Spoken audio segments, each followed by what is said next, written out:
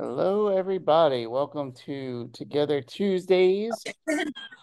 We are now live on Facebook as everybody's getting set up, ready to talk with the Sisterhood of the Traveling Sheets tonight with Sarah, Melinda, and Kimberly. We have Chris and Rod here. We're kind of just getting started and letting everybody come in and join us tonight. Ani is at her son's graduation tonight, so she is not going to make it tonight. So it is all of us tonight. She's gonna do her contest that she has with the bathtub gin at the end of the night. Basically, what we're gonna do is she's gonna do this tomorrow. So I'm gonna take names of everybody that's here tonight, and she'll make that drawing tomorrow, and she'll make that announcement then, just to let everybody know. And we also wanted to remind people to pre-order your t-shirts. So the AMC Awareness Day t-shirts are live. They're on our shop, and you can get them at shop.amcsupport.org. And those are now set up for pre-order, which are awesome. Julia designed those this year. She was the winner, and she did an awesome job with the design on the front. And we are just finalizing the names now, and we'll get that off to the printers this week. It is production week for Ani and I, so we got a lot to get done for conference. All of our deadlines are hitting this week, so we are going crazy, as people can imagine. But it's fun. It's all worth it, and we love doing what we're doing. So we have 32 days until AMC awareness, if you can believe it or not. That came up fast. Yeah, it's crazy how fast it's coming. It really is. I mean, it was just yesterday that I was just adding the ticker to the website. Here we are. And then we have 37 days until conference, and that's going to be here before we know it, folks. So get your shirts, get your registration set up, book your rooms, get everything set, because we are ready to hit Atlanta. And I do believe that the Adaptive Sports have extended their sign up form until June 15th this year. So you can still sign up if you're on the fence with either doing rock climbing or mountain biking or the water sports. You have until June 15th now to sign up. Believe me, you're going to want to do this, because this is going to be some awesome stuff that they have planned for everybody. It's not something you're going to want to miss. And with that, I want to introduce Sarah, Melinda, and Kimberly with the Sisterhood of the Traveling Sheets. And ladies, take it away. All right. Well, thank you very much for having us. We're really excited to be here. We are sorry for our location, but we are moving Melinda down with us to Arizona. So we're in the process of packing boxes in the entire house and getting it all ready for tomorrow. We drive back to Arizona starting tomorrow. So, Wow. but we're really excited to be here. And Kimberly is the one on the end. And then Melinda's the one in the middle. And then every once in a while, you'll see a dog pop their head up, because we have two dogs sitting out here that are enjoying the attention. But we're the Sisterhood of the Traveling Sheets. We started in January of this year. We had found a love for travel between the three of us, but realized that was a really loud motorcycle. Sorry. We realized that travel was actually unique for us, because we don't take any caregivers or able-bodied individuals with us. It's just the three of us that will go all across the country to all different locations. And so we try and promote confidence while traveling, advocacy through awareness and accessibility, and then teaching people that defeat's just not our destiny, and that's not where we are going to be, and we're not going to stay at home, and we're going to take advantage of what our community has to offer. So that's kind of how we got started. I'll let these ladies give you a little bit about them, and then we'll go from there. Okay, I'm Kimberly. Let's see. I've been in a wheelchair only 5 years, and obviously I don't have AMC, because that's a good thing, because I'm the one that helps do everything. That something Sarah can't do, I do it. I'm a bilateral amputee from a motorcycle accident 5 years ago. So we are quite a group of ladies that just want to go out and have fun and see others do it with us. And Melinda? Hi, I'm Melinda, and I am above knee amputee on the right side due to a surgery accident back in January of 21. So we all met through the pageant, Miss Wheelchair USA. I competed 2 years ago now and won the national title last year. And then these ladies competed last year and they're competing again this year in July. Right after we get back from the AMC conference, we're heading out to Ohio for their competition. So hopefully one of these two ladies takes the national crown. So I can pass it on to one of these two. No, I'm just kidding. But yeah, so we're really excited about that. And then we'll start with our name. So everybody wants to know why it's the Sisterhood of the Traveling Sheets. So it is a pack of sheets. That is what we're talking about. Specifically a California king-sized pack of sheets. We learned early on when I met Kimberly and we were trying to figure out how to live independently without a caregiver, that transferring in and out of my wheelchair or to things that are tall, because, well, I'm short-statured, very short-statured, was really hard. Even my wheelchair is taller than I am. And so we didn't have any medical equipment and we weren't sure what we were going to do. And we were kind of stuck in a predicament. And we said, okay, what's just tall enough that we could stand on to transfer into your wheelchair? And it just so happened to be a California King pack of sheets. So we carry our sheets with us everywhere. We did upgrade our sheets. We did buy a medical step just in case anybody questioned our safety. But we do carry the sheets now. They're a staple and they travel with us. But that's kind of how our name and everything got figured out and put together. But do you want to step out? Okay. Did anybody else want to add anything? No, I think that's pretty much it. Okay. I talked to Ani about this and I said, what do we have to have prepared? And she said nothing because everybody's going to ask questions. So Awesome. and I was like, okay, well, that leaves me okay. Well, why don't we tell them where we've been? All right, what go type for of it. Activities Go we've for it. done. You start. So our first adventure together, the three of us, was to meet last September. Yep. After the pageant, we all got together and flew out to Arizona, where I live, and we went to the Abilities Expo together. Found out we had so much fun together and that we could really help each other. So from there, we got together a few months later and went to where was the next one? Ohio for our Halloween get together. Had fun.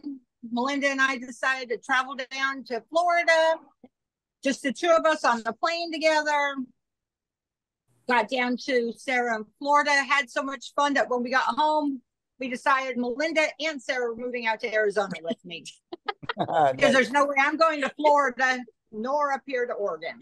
So Arizona was the best situation for us. Since then, Sara and I went on a 6-week trip. Hit 19 states in a big circle. Did over 7,000 miles, just the two of us.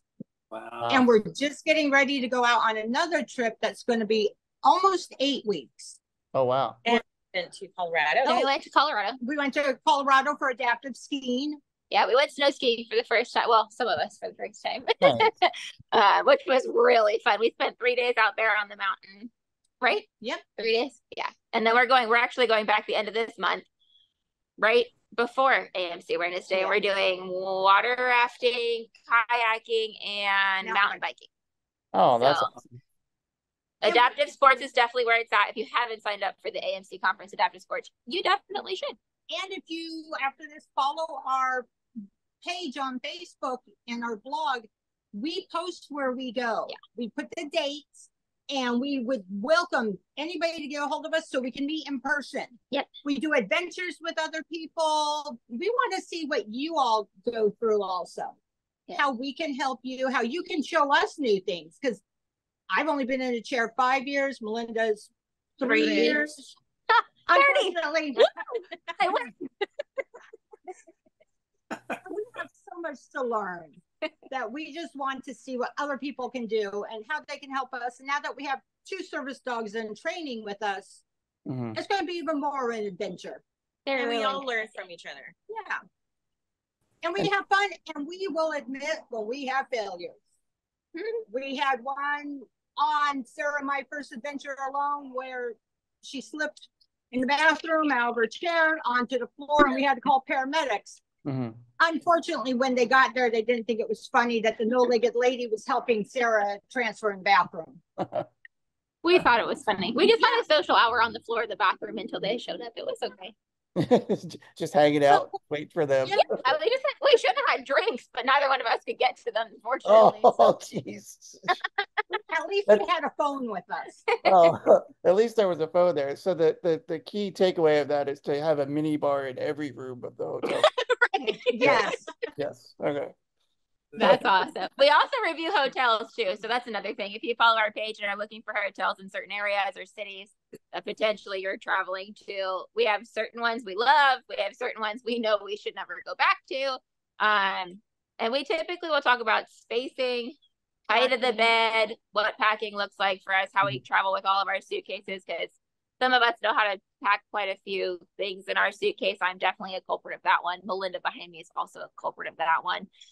So we have a mini trailer we pull behind us. Not everybody takes 5 bags for a weekend. No, just me. It's fine. Melinda does too. She's not supposed to tell you guys those secrets, but it's okay.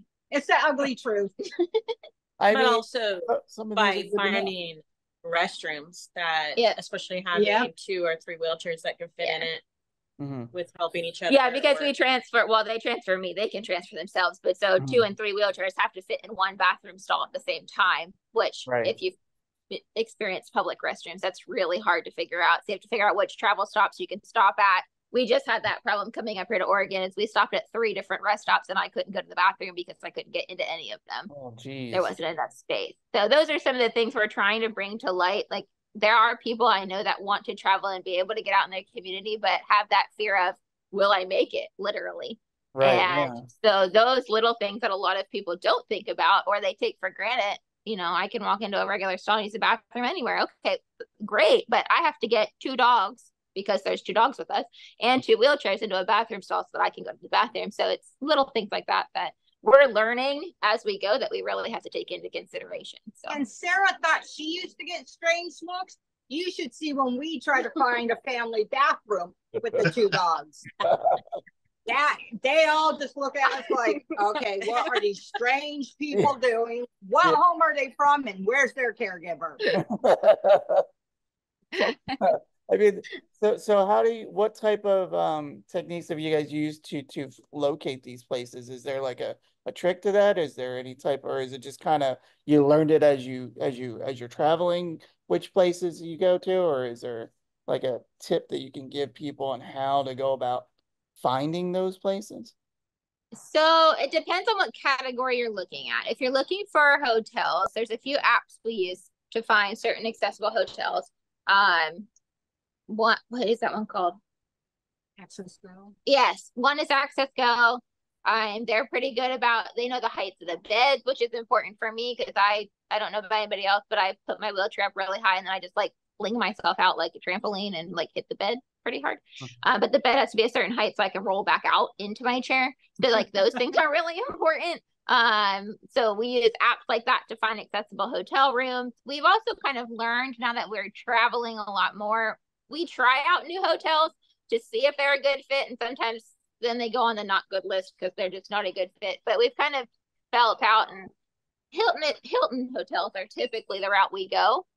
They seem to be more updated, which gives a little bit more space in the room. We've also come to learn that when there's too much furniture, because, well, when you come with your own wheelchair, you don't need 5 more chairs in your hotel room. You can ask the hotel to take all that stuff out of your room, which is pretty useful.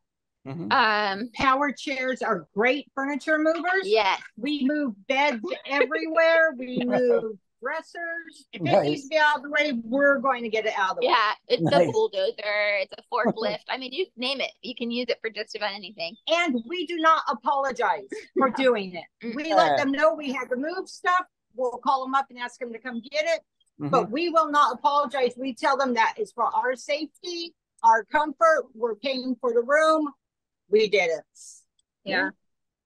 I think bathroom wise, along the road, we've come to learn that big box stores are our typical place to stop. So a Walmart, a Target, a grocery store, just because they typically will have a family bathroom with a full door that closes so that the dogs don't stick their head out from under the stall and try and get people going in the stall next to us. Yeah, Buc-ee's is good. Starbucks is pretty good too. We went to a couple of those. So we try to find places like that along the route where we can stop. We also don't travel more than about 9 hours on the road a day, just so that swelling and pain and things like that, we have time, we can get out, we can lay down for a good amount of time, because each one of us has similar issues with swelling and pain and things like that. So that's something that we always keep into consideration and make sure we plan out our stops that way too. Nice. In whatever our drives, how many times do you stop to help? Like, really? Well, it depends. It depends on how often I give Sarah water. If I really want to go a long distance, I limit her food and water consumption. If she's driving, I'm in trouble because she can stop anywhere she wants. But right now I have the newer vehicle, so I'm the one doing all the driving. So she's kind of at my mercy. But with the dogs, we're going to be stopping every 4 hours at least to give them water, get them out and exercise, because otherwise they're worse than a 2-year-old, as you can see. Yeah, they keep popping up. Yeah, and the hydration thing is a big issue. Yeah. Sarah and I have a tendency to get focused on whatever we're doing. Sarah will work from the vehicle. I'm lucky enough to be retired, so I don't have to worry about it. But we'll forget to stop and eat. We'll forget to take a drink or to get our medicine out and take our medicine. So we're getting better at it now that we're doing it more. But like I said, that's part of the trial and error. If we can find little cheat sheet ways of doing things, we are more than happy to pass them on to help other people be able to do it and say, oh yeah, I didn't think about, I have to take a medicine or I have to keep something refrigerated. So we're finding everything we can, and our goal is to make sure we pass that on to as many people as we can. Yeah. There are some new upcoming apps for fueling your car with gas. So every time we stop at a gas station, I call into the gas station, tell them we're disabled and we need help pumping gas. That way we don't have to get out the car, because it's pretty difficult for us to get out of the car and rearrange to pump the gas in the car. Most of the time they'll come out and help. If not, they only have one worker or whatever the case is, then they won't, and we'll manage to get out. But there's a new app we found actually on our last 6-week trip called Fuel Service, and it's a little gas pump with a wheelchair on it.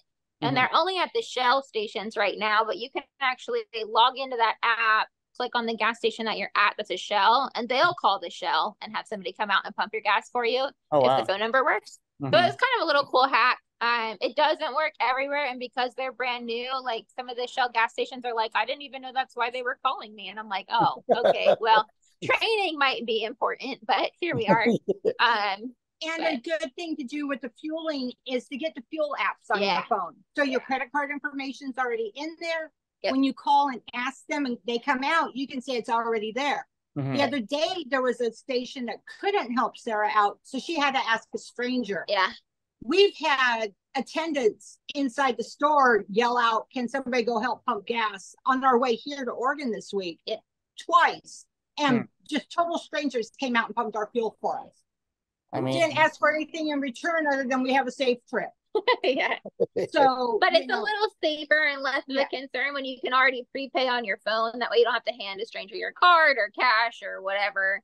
And then they just hit accept the points on the screen and then fuel your gas. So we have learned that that's a little bit easier too when traveling. And, just to make sure you're aware of your surroundings, that's a big one for us, to make sure that, it was different when I had legs or even one leg. Now with none, I cannot defend us if we needed it, other than put the car and go and floor it with my hand controls, which still might take a little time. So always be aware of your surroundings. If something doesn't feel right, don't stop. Always stop early for gas. Don't let it get down below a quarter of a tank. That's our philosophy, because we don't know where the next gas station is. Right. We do have an app called iExit. just a letter I and then exit. And it does have all the major highways, northeast, south, and west. And it will tell you each stop, each exit number, and the gas stations that are within a half mile if there's one, fast food, all kinds of different amenities, so that you know where you're going and you have an idea of how far the next gas stop is. Mm-hmm. Sometimes it's not open, but it's been very rare that we haven't been able to stop somewhere safe. Yeah. I mean, I'm sure these are all things that you kind of learn as you go, but these are all great tips for people that, like you said, that are not sure about how to even get started on doing a trip like this, or what to look out for. I mean, these are all really great tips as far as, I mean, even for people that are able to walk and things like that, it's still to know that these apps exist, because even if they're traveling by themselves, you know, for somebody like my case, I'm not in a chair, but if I was traveling by myself, I would feel uncomfortable stopping at certain places. And to have this type of information, it's valuable, you know, and it's amazing to see these type of adaptations work with apps and things like that. And I'm sure, like you said, it's just trading all of these places that these apps exist and this is what's happening is probably the most difficult part. Yeah, and you do when you call up. I mean, you don't have to be in a wheelchair. If it's difficult for you to get out and pump, just make that call. It's a little uncomfortable the first couple times, but then you just be very polite, tell them thank you, explain. I always make sure I roll my window down and say, hey, thank you, I appreciate it. We're both in wheelchairs. It's very difficult to do this, especially when the weather was in the hundreds, or if it's down in the 30s and 40s. Yeah. It's not really safe for us to be out there in that weather. Those temperatures really increase our pain, decrease our mobility.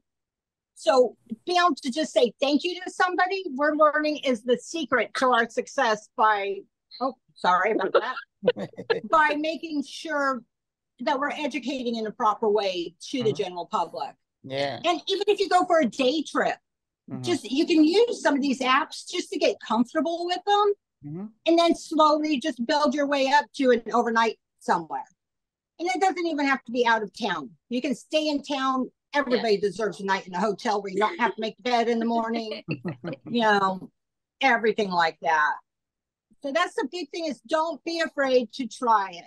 And if you fail the first time, try it 3-4 more times, because it's going to take a little while for you to figure out what you need for the facilities. Like she said, we like to stay at the same brand hotels. So we always mention them, we tag them, we let them know. We have a card that we leave saying, thank you very much for your service. Your rooms are extremely accessible. We let them know what we like or what we might need. And that's what people need to do. I know it's really frustrating. The shower head last night was up for like some 8-foot tall person. I could barely raise my chair enough to get it. Yeah. No shower chair. Yeah, there's no I simply sent them a text message. They got it taken care of. And they said, oh, we didn't think about that. We'll let housekeeping know for future. So, you know, be your own advocate. We are for medical reasons. We need to be for travel reasons. Same with the airports. We fly a lot. We make sure they know exactly what we need. We don't, you know, we do not sit there and say, oh, that they should know. Yeah. We check in 2 hours early, even if it's for a local flight, and we make sure they know we need this kind of help at this place. We need our chairs here. We need, you know, and they're really good with it. And we fly all the different airlines. We don't really stick to one. So we're getting the experience through them all and helping educate. That's really it. Yeah, because that's how you help educate, is by putting yourself out in all those situations. Part of that's because our needs are different. And so even if 10 people have been there already educating, your need might be different than somebody else's. And the hotels are learning the combination of them. And Sarah and I are very open about our medical conditions and what I can and cannot do. I'm pretty self-sufficient. I live for most of the time alone, so I can do a lot of stuff still by myself. But Sarah will explain, you know, to the Starbucks guy that it needs to be in a bag and he needs to hand it to her so she can put it in her mouth. She hands her the credit card in her mouth. So they're all slowly learning that we all do have different needs, and they're adapting to that too. And sorry, my wrong button. And so we don't have to feel bad about the people we're giving this information to, because why would they know? Exactly. A lot of it comes from our attitudes when we speak. If we're entitled bitches, we'll be treated that way. If we are considerate and articulate, things will go better. Yep.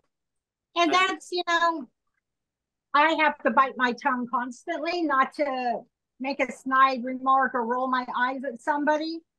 And I'm very aware of that. So other than these ladies who get the eye rolls quite often, I'm sure. But, every one of us is different. Every able-bodied person is different as to what they need, what they want. So smile, be as nice as you want, think what you want in your head, but be polite to the general public. And slowly we see them coming around. I love the fact that you have talked about gas stations, because that's not something that is unique to travel, but it's something that is an everyday activity for somebody who's a new driver that has physical limitations.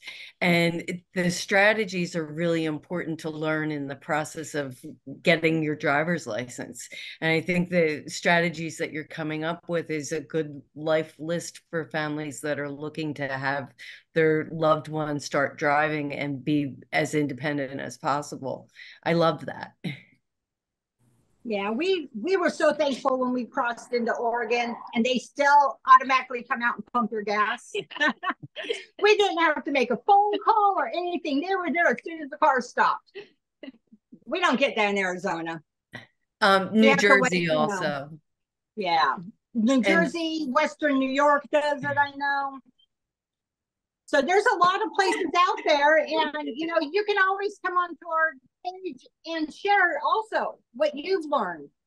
We want to be as interactive about things. We want to know, if you had an issue at a hotel, it might be a hotel we're going to pass by, that maybe we can try it out and see if it was a bad day or make a suggestion. We're not beyond staying at non-accessible hotels. We're willing to do everything we can to help everybody else too. In your air travels, I know this has come up a few times from listening to other people, with your chairs, are they pretty okay with how they handle that, or have you noticed anything breaking, or have you seen them like roughly handle it? I guess give us your ideas of, since you travel a lot by air. So we don't travel as much by air as we do by car. It's definitely like 80% by car, 20% by air because of that reason. I think I've done those so far. But together as a group, we don't. Yeah, as a group, we haven't. We did when Sarah moved out here. We took a foldable wheelchair for Sarah. My daughter went with me. And so we ended up coming back with 3 power chairs because we decided she needed the robot and it would be better for her and safer for her to be in her chair. I was in a manual chair. So we had 3 different chairs, and we were lucky enough that nothing got damaged. And if it did, it was our fault. Joy went into her suitcase and got checked. My wheels and chair went on board with me. The fold-up wheelchair, we had no issues with. But that's just a random thing. I've watched out playing windows and watched chairs go bouncing. I've seen flight crews, when I just flew recently, take my manual chair, not know how to take the brakes off, and just try pushing it. Some other ground crew member picked it up and brought it up for me. And he asked how to do it. So I try to show them how to unlock the different brakes, how to unlock the power chairs so they will roll once we disconnect everything. We take everything off that we can. They don't limit you when you fly as to how much medical equipment you take. take a bag, mark it medical equipment. Secure everything, your seat cushions, if your headrest comes off, that. If you have a chair that folds, be sure to ask if there is a wheelchair walker on the plane, not under the plane.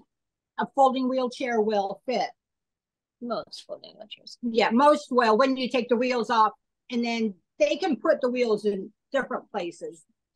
But I know that there's one regional airlines that just had like a week-long training on ADA and on wheelchairs. My friend is a flight attendant for them, and she was just amazed at the training that she got. They actually, somebody went in and showed them how to fold up different chairs, how to actually use an aisle chair, how to help us get in and out of chairs. You know, now if they could just learn how to get us to the restroom, that would be nice. So true.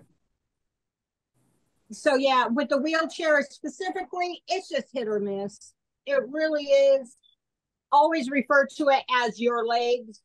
Tell them that is your only mode of transportation.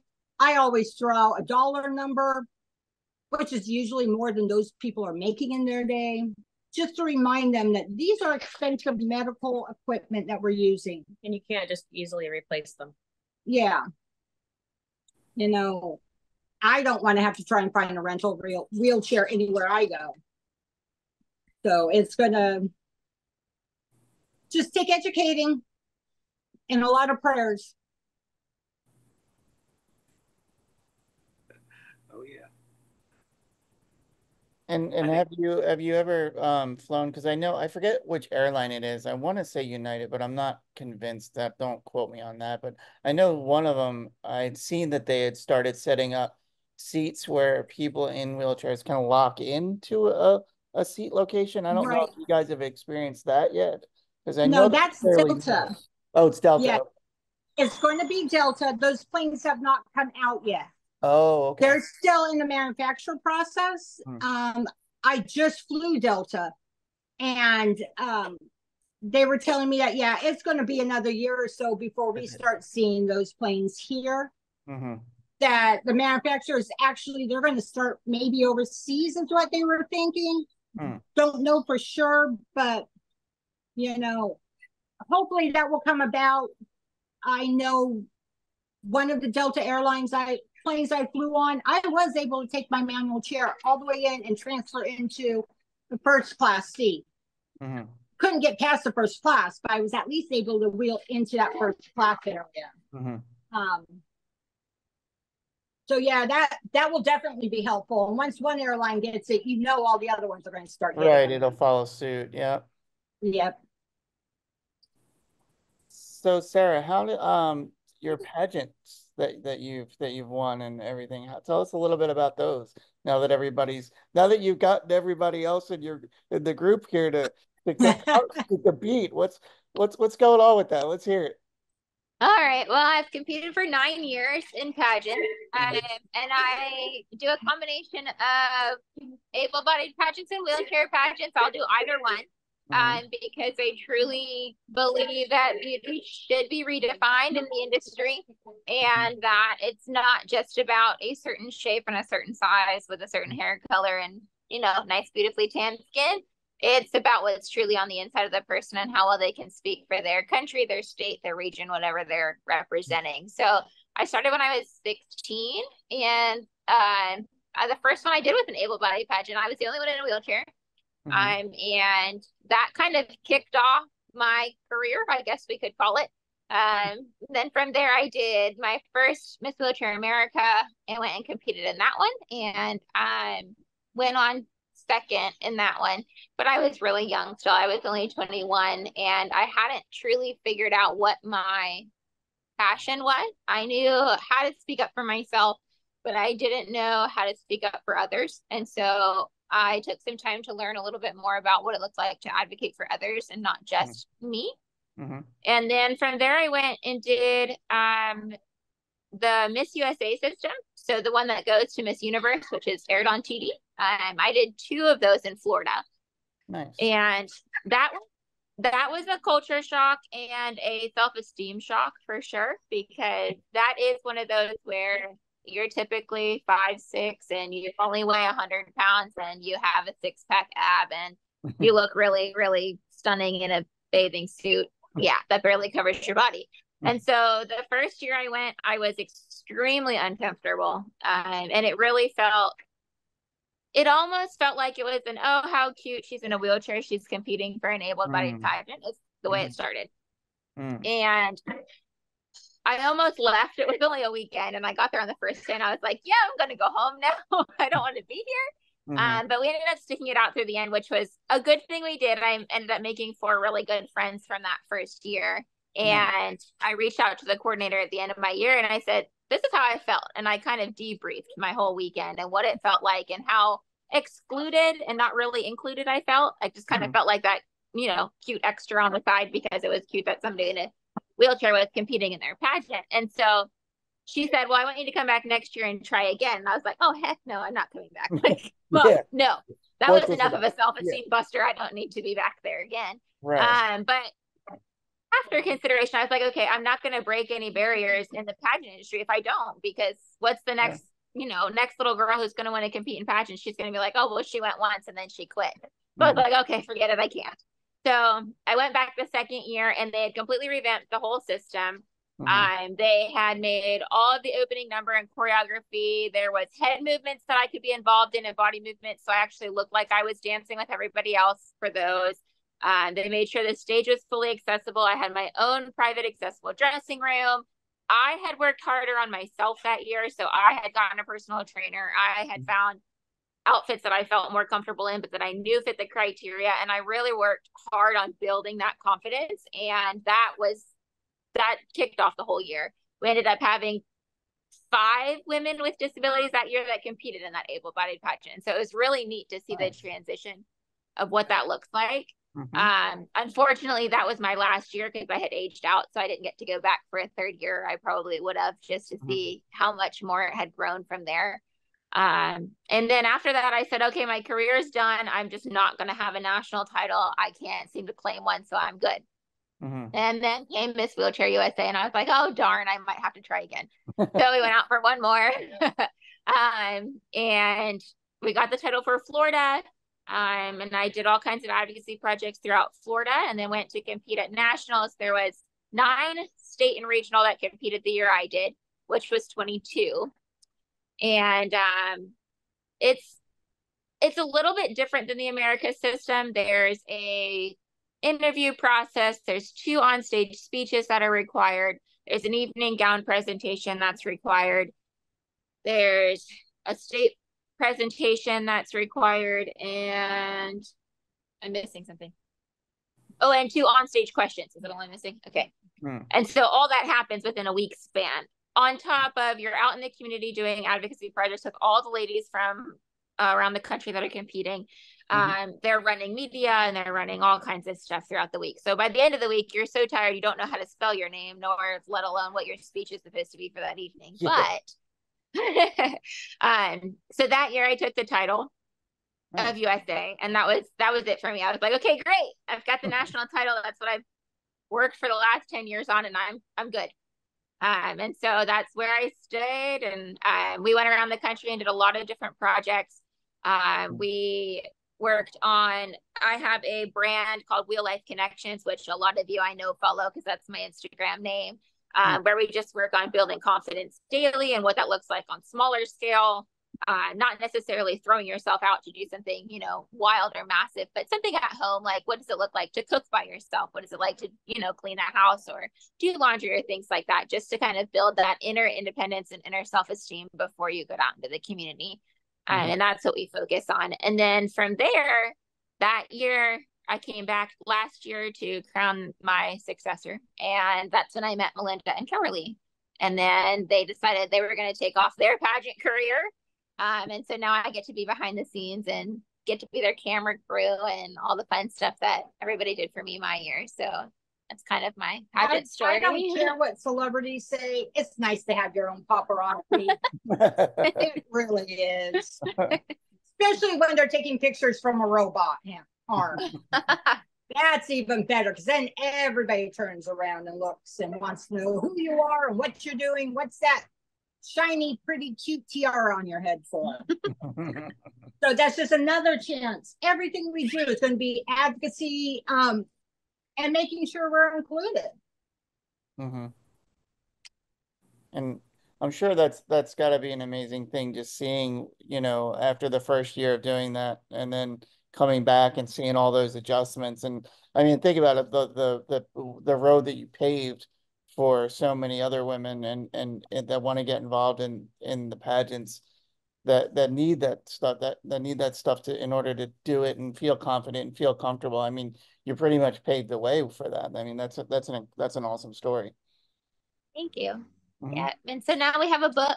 I just published my first children's book, and it is about a little girl who competes in pageants. Imagine that. It's a story I know. But yeah, we figured we'd round out the whole experience so that we can inspire the next little girl to go and do the same thing. And then with traveling and everything and advocating, I mean, that's part of the fun of it, really, because now you guys get to travel, and not only are you teaching them that type of confidence, you're teaching them, you know, it's this, you need to get out there, you need to get out and see the world and experience things, and that's a lot of it, you know, and it's a lot of dealing with going to places and trying to having that block of, is it going to be accessible, is it not, or what am I going to have to deal with? You guys are, all three of you are actually paving that road of teaching people this, which is pretty awesome. So I'm not sure, does anybody else have any questions? I was going to ask, can you give us the name of your book? The name of my book is called Take the Crown. It's on Amazon. Awesome. Yeah. And I'll put that link in our feed tonight for everybody as well. And so where are you guys headed next? We're headed back to Arizona once we pack up the moving truck tomorrow. And we're going to move Melinda and her family down there into their house. And then, oh my goodness, in 2 weeks, we're headed to Colorado. And then Kimberly and I have 1 day until we're headed out to Ohio to pick up a fellow AMCer. And then we're headed down to the AMC conference. Nice. And then I'm actually flying solo for the first time ever, all the way back to Arizona, so that Melinda and I can then pack up everybody out there. And then we're driving to Ohio for the pageant. So let's see. And then after the pageant, we're going to Illinois. So we'll be in Chicago for a week for a girls trip. Oh, I might have the dogs adopted by then. I'm just kidding. And then we have another friend competing in a different pageant in Illinois. So we're going out to support her at her national pageant. Then we're leaving Chicago and we're going to Florida because I just left Florida and I miss home. So we're going to go down there for a week. And then from there, we're going back to Atlanta because they have the amputee conference in Atlanta at the exact same hotel the AMC conference is in. So then we'll be back there. And then I think we're going home maybe if we remember how to get there. I know. For at least 3 weeks. For like 3 weeks. Yeah, then we're going back out again. Nice. So, Sarah, you have that Jayco arm. Yes. Has it been reliable? Yes. I haven't had any problems. Good. The only thing that I've noticed, like, overuse and like wear on the robot is her fingers. I call it, okay, her name's Joy, so sorry if I reference her as a her, but she has a name. So the fingers get loose, so I send her back in and they send me a new one or a loaner to hold on to that I use while they repair, and then they'll send her back. It's very intriguing to me because I feel like it has completely opened up your world. I know. It was such a big battle to get, and they should use you as their spokesperson. I wish they did. Trust me, I've punted to them and asked them to do that because I think they would be a really good spokesperson for them at something like the Abilities Expo or AMCSI, and like I just feel like they should take you on the road. I mean, we wouldn't be opposed. We would be there in a heartbeat as soon as we buy her. Yeah. Yeah.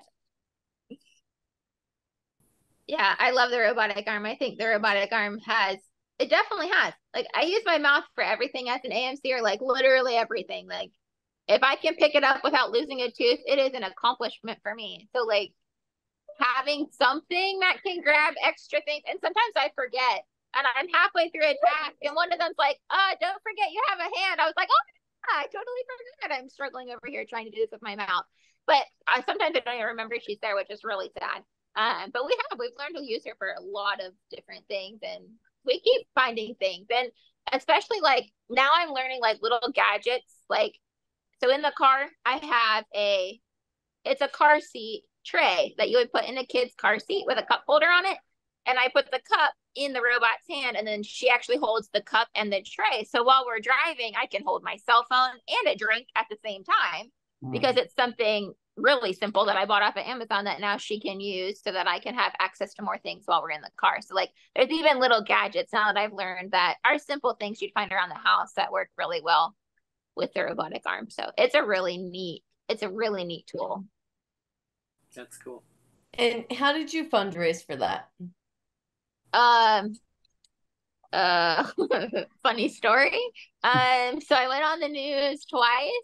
My church started the fundraiser. We raised $8,000, and then we went on the news and shared our story about what we were looking for, because I had gotten denied 24 times from insurance before, and I had went to court twice, and they still wouldn't justify needing one. So after we did the news story, I got a phone call probably less than a week after the news story, and she said, hi, you just got hired at this job, and I work here too, and I'd like to pay the last $56,000. And I was like, wow. What? And she said, yeah. She said, my first question was, is that how much you make at my new job? Because man, I picked the right job to go into. Okay. No. So she said, long story short, my son won the lottery and didn't tell anybody. Nobody knows we won. And basically he gave us each a certain portion, and we were told to give back. And so that's what I want to do with it. And so we wrapped up the fundraiser in like 3 weeks. Wow. Which goosebumps. Yeah, exactly. It's one of those you can't believe it happened. So yeah, that's how we got her. And she's 75,000? She was 65 when I got her, but that was 2 years ago. Okay. I wish the price would come down. I wish it would too. It is easier to get one through insurance now, though, like a lot easier. Because you're breaking that barrier. Yeah, because a lot of us have bought it, so they have approved more of them now than they did 2 years ago, which is nice. But the barrier is because you have a caregiving attendant, they don't want to approve them because they're paying for the person, even though they don't understand that on paper you have so many hours, but in person you actually don't, because, well, they don't show up, or they're not reliable, or they don't actually want to help you, or, the 75,000 reasons why caregiving is terrible right now. So does Joy help you with feeding? Yes. So yeah, she actually has Huh? Can you eat a sandwich with her? Yeah, I made a video like 2 weeks ago eating a sandwich. I thought it was the coolest thing ever. I was like, look, I can eat a sandwich. It's huge. I can make the sandwich too. Yeah. Nice. Yeah, there's a lot. It's a little bit more difficult when you use like a fork or a spoon, only because I don't think I have the right tools. Like, I think I need a bowl or a plate that has the slope side on the one side. I think I used those when I was in your therapy class, Rini. Yeah, I need one of those. You need a pivot spoon. So or a something that you scoop with and it stays level the whole time. So you don't dump it. And like a lot of people with AMC can't use that because it's heavy, but the robot can use it and it can do its job.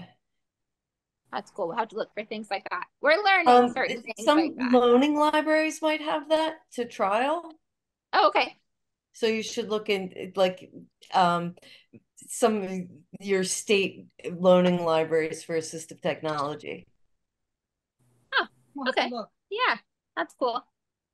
we're learning all kinds of new things. Like we just found from another AMCer a knife where the handle's on the top of the knife instead of the side of the knife, because I cut things with a knife in my mouth, which probably sounds really terrible coming from this side, but you guys are AMCers, so you might understand how weird that is. But because I can't, the sawing, it depends on the vegetable or the fruit, because some of them are really hard to cut. So now the knife that she showed us, you push straight down on it and it goes straight through the fruit or vegetable or whatever you're cutting. So things like that. And you can buy one of those on Amazon for $13. I was like, oh, that's really cool. I didn't know that existed. So it's kind of fun to learn what other people use, in everyday life. Do you use an ulu knife? I think that's what it's called. Is it called an ulu knife? Yes. Yeah. Yeah. Those are awesome. I've had, I think, 3 now for several years, and they're great. Yeah. That's really cool. I didn't even know they existed until like last week. But we also use a one-handed cutting board too. The one with the spokes on it, so you can like stab your vegetable onto the cutting board so it doesn't slide around. That way it doesn't move as you're cutting. Those are pretty cool too. We have one of those. And it has a gripper thing. Yeah, and it has a vice grip or a clamp on it, so you can actually clamp the piece of whatever you're cutting so it doesn't move. We're kind of learning as we go, but I like trying new things. And well, now that I don't have a full-time caregiver, I'm out here on, Independence World trying to figure out how to do it on my own. So it's making me learn lots of things. I'm amazed the number of times that we're just talking with people and discover something that somebody else knows about that works for certain circumstances. Sometimes things like this knife that's just there on Amazon, who would know? We have to find a way to document these because that knife isn't going to work for everybody. My solutions aren't going to work for everybody, but someone might get inspired by what they see. Exactly. And go on. So that's one of the things. We got to find a way to document these resources. Especially with the new 3D printers coming out. We did speak with a gentleman at the Los Angeles Abilities Expo, and we still need to reach out to him, but he's going to make a cell phone device or something with a mouth guard for Sarah to be able to use. And he was starting thinking out of the box also. What can we do to help you be able to use these items? Yeah. Or to do just daily tasks? Opening the refrigerator. My refrigerator has no handle. Yeah. So she has to get a little key that she has to pull it. And, I didn't even think about that when she moved in. My house was accessible for me in a wheelchair. Right. So we've learned a lot being together of what works for me, but doesn't work for her, or vice versa. And that's been an eye-opener. Yeah. There's also a new company coming that you guys want to talk to at the conference. They're Summit Assistive Tech, and they're bringing their first product, which is a new stylus piece. But they also want to talk to everybody about other needs that people could use or things that you could do, because they're actually building these items too as well. But they're bringing their new stylus to conference to show everybody, and they're going to have a special discount for a conference only too as well. But they're a new company. It's Summit Assistive Tech. They're a brand new company out in California that is just, I don't know what makes this stylus. You'd have to, it's called an iReach stylus. So I'm sure it has iReach? iReach, okay. What they're calling it. Yeah. Okay. And it's definitely something to look into for those using styluses.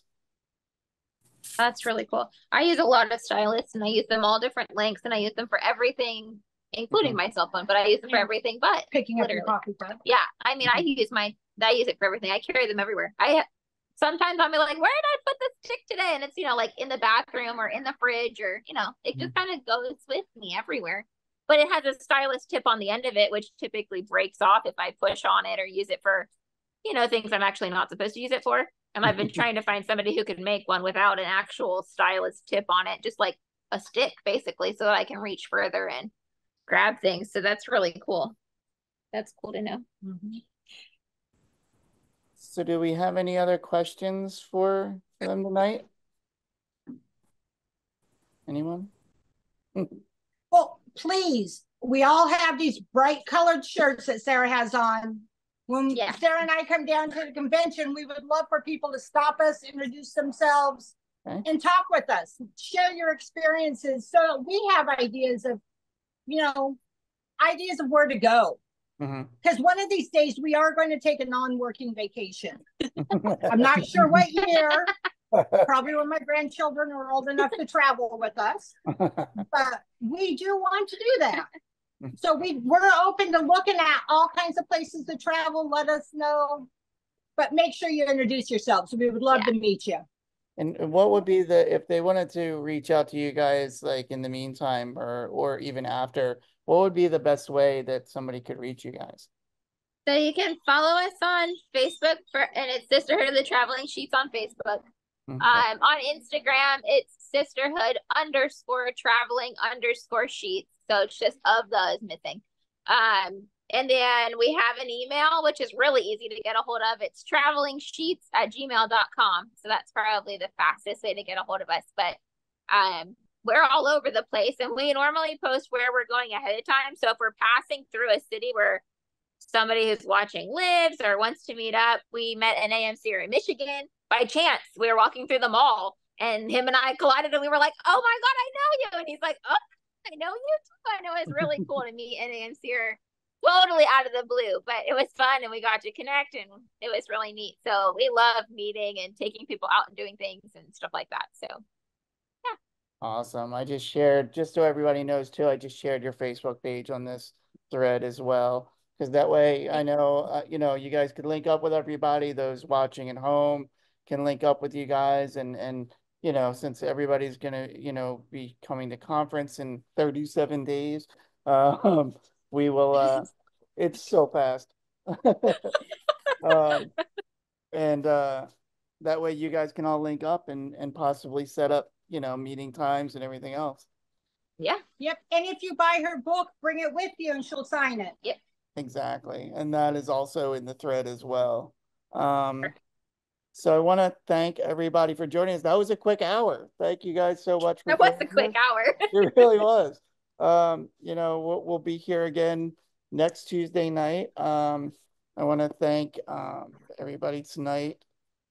Sarah, Melinda, and Kimberly. Was awesome meeting you guys. Some of the things that we all learned tonight is very valuable to everyone. And we look forward to meeting you guys all in conference. And like I said, so Ani has the tub. She'll do the ticket thing. I got the list of everybody that showed up. So we'll do the contest tomorrow for somebody to win an item from our shop. And with that, I want to say be safe and be strong, everybody. Take care. Awesome. Thank you. Thank you. Bye. Bye. Happy Tuesday, everyone.